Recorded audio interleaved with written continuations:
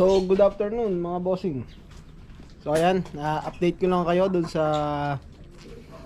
nagdang mga race natin. So, nung second lap, saka third lap. So, ayan sila. Nung second lap, kumpleto pa rin yung anim natin. Nung third lap, anim pa rin sila, nakauwi. Nung second lap, doon sila sa Tagudin. So ang paklak natin doon ay itong si Grisel, si Brown, live pa natin yan, si Blue Bar, ayan. Kasi si Brown again, si Red Bar, tsaka ito yata, ito paklak natin to. Bali apat yung paklak, ay yun lang pala, sila lang pala. So bali apat yung paklak natin nung second lap. So maganda-ganda yung ano natin. So Tagudin, Ilocos Sur. Tapos nitong third lap,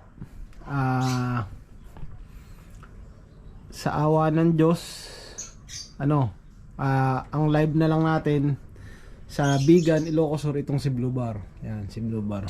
Siya na lang. Kasi ito, live natin nung second lap, ano siya, yung umuwi ng third lap,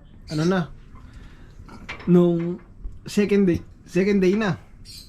Tapos yung sticker niya, tanggal na yung nilalagay nila na white tape, tsaka yung black, ala na, sinulatan na lang ng ballpen. So maswerte pa rin tayo dahil pinawalan pa rin siya nung second day. So kung siguro pinawalan siya kagad nung day 1, baka umabot pa siya sa clacking. O hindi na rin siguro talaga. Talaga siguro mahirapan. Napakainit kasi nung mga boss. Nung third lap, hard race talaga. Yung tatlong lap na yon, hard race. So ngayon, Friday ngayon, September 13, Friday the 13 pala ngayon.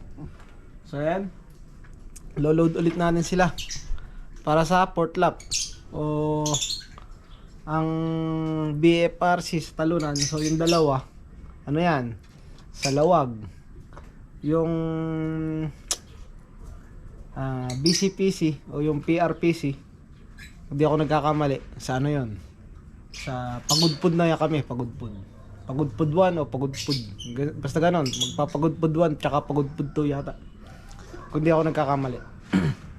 So ayan mga boss, sana palarin pa rin tayo, palarin pa rin yung mga ibon natin makauwi.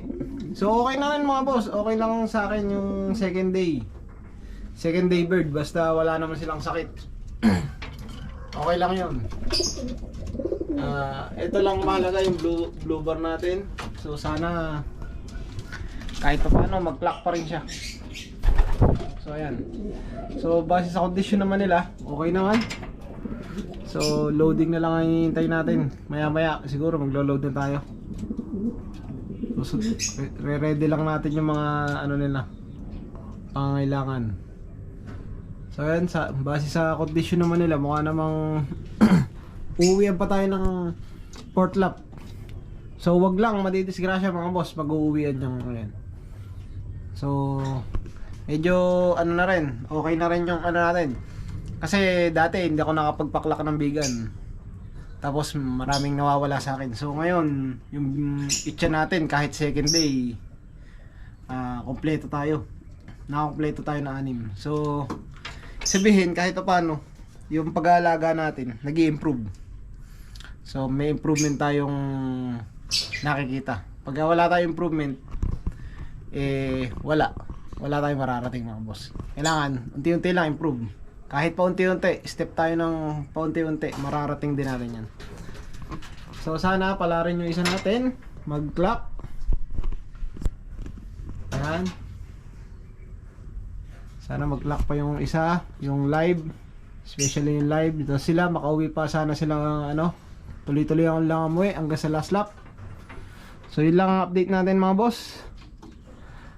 Para sa ngayon, Third lap, loading pala. Loading ng fourth lap. So yun lang mga boss. Maraming salamat.